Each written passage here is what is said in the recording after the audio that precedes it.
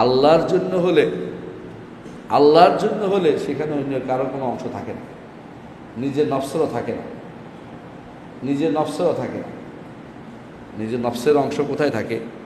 নফস চায় মানুষ আমার নামে হাক ডাক করুক, আমার কথা সব জায়গায় বলে বেড়া, আমি রাস্তায় বের হই মানুষ বলুক আমি অনেক কাজ করেছি, আমি মিছিল করি, মিটিং করি বোঝানোর জন্য যে আমি ইসলামের খেদমত করে যাচ্ছি।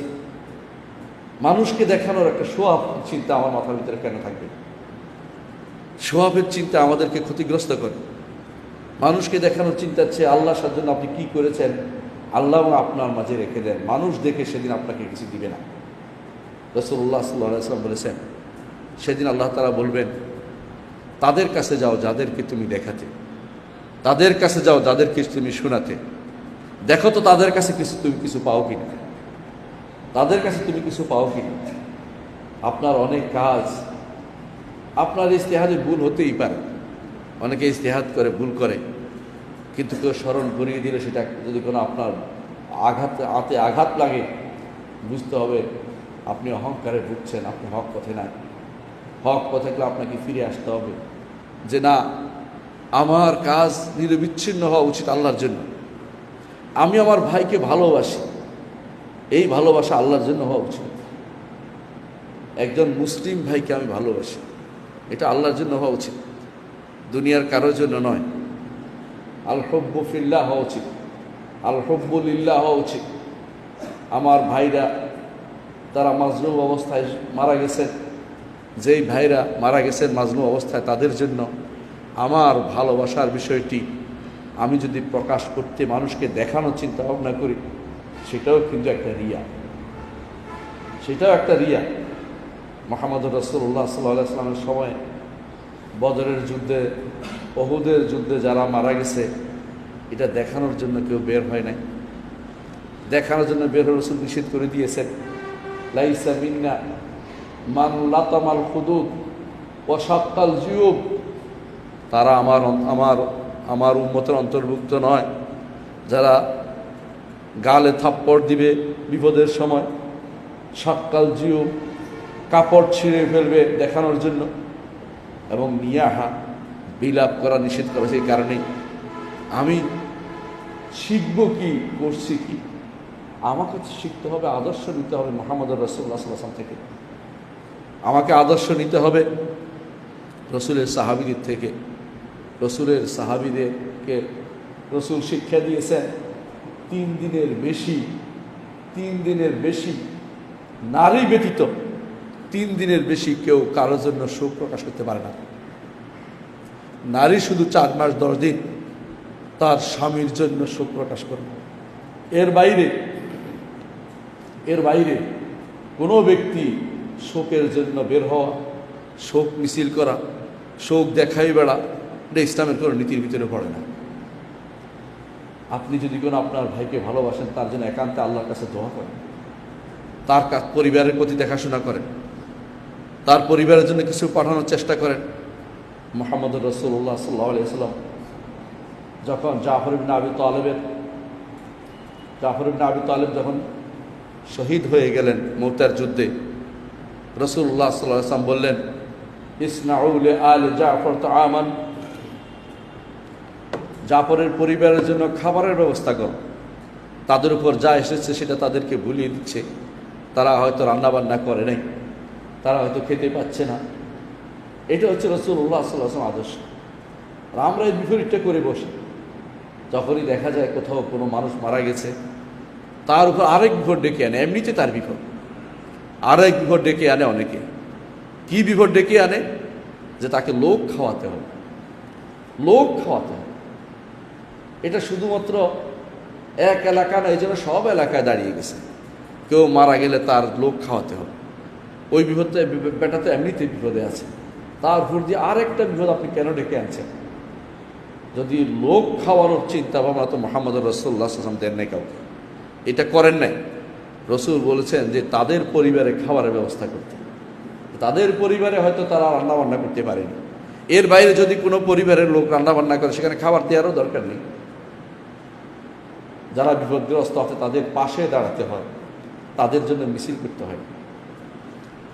একজন মানুষ মারা গেছে, তার জন্য মিছিল করতে করতে খুশি হইতে হইতে গেলাম, অথবা আমি দেখাতে গেলাম যে তারা বিপদগ্রস্ত হয়েছে, এটা ইসলামের কোনো নীতির ভিতরে পড়ে না।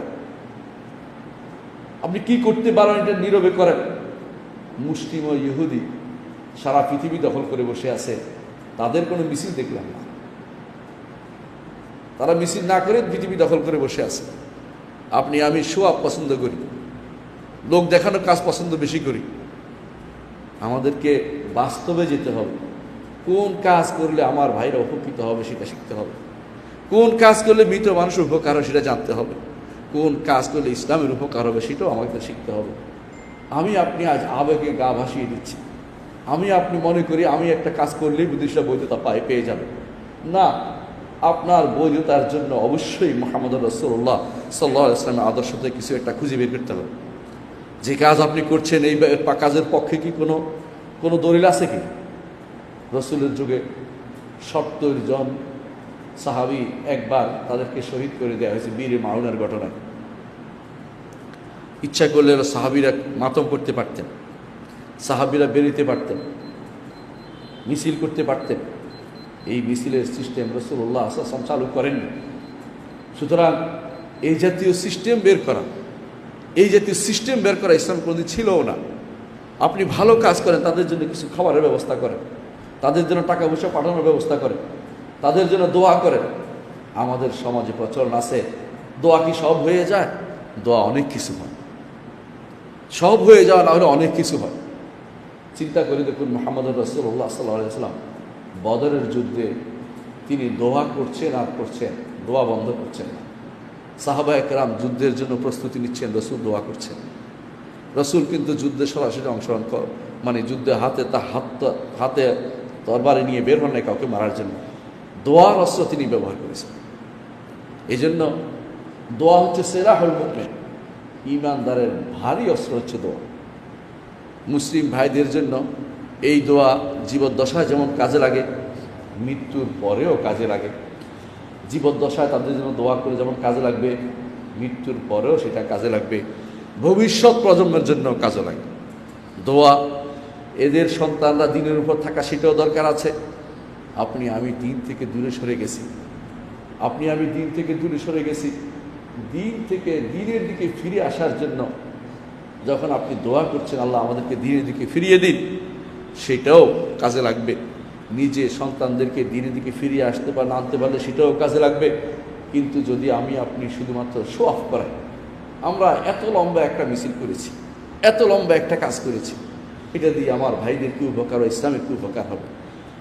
ওই জাতীয় সলিডারিটি নীতি ইসলামে ছিল না। কাফেরদের নীতি ইসলামের ভিতরে যারা প্রবর্তন করে, সুন্নাতুল জাহিলিয়া মুসলিমদের মধ্যে প্রবর্তন করে। কাফেররা যেটা করে মুসলিমরা সেটা করতে পারে না। মুসলিমরা খুঁজে দেখবে আল্লাহ সন্তুষ্টি কোথায় আছে, সেটাই শুধুমাত্র তারা করতে পারে। এমন সব কাজ কেন করব যার জন্য আমাকে আবার হিসাব দিয়ে করতে হবে? লক্ষ লক্ষ মানুষের পথ আটকিয়ে শুধুমাত্র আমি আমার হীন উদ্দেশ্য চরিতার্থ করার জন্য, দেখানোর জন্য যেই নীতি আজ অবলম্বন করতে যাচ্ছি, এটার পক্ষে দলিল দিতে হবে যে এটা ইসলামের কোনোদিন বৈধতা ছিল। ইসলামী বহু লোক এভাবে আগেও মারা গেছে, এখনও মারা গেছে। বাইতুল মাকদিসের আগেও বহু লোক মারা গেছে।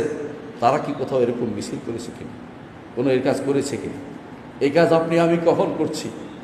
এমন কথাগুলি বলি, এরপরে যদি কেউ নিষেধ করে বলে ইহুদি, আরে সুবহানাল্লাহ, ইহুদিদের নীতি অবলম্বন করে ইহুদিদের বিরোধিতা করছেন আপনি। আপনার কর্মকাণ্ডে ইহুদ, ওয়াদরাই মে তুম হো নাসারা, তামাদ্দুন মে হুনুদ, তুম হুয়ে মুসলমান হো জैसे देख के शर्माते ইহুদ। তোমার চালচলন সমস্ত কিছু ইহুদিদের মতো, আর তোমার সভ্যতা হিন্দুদের মতো।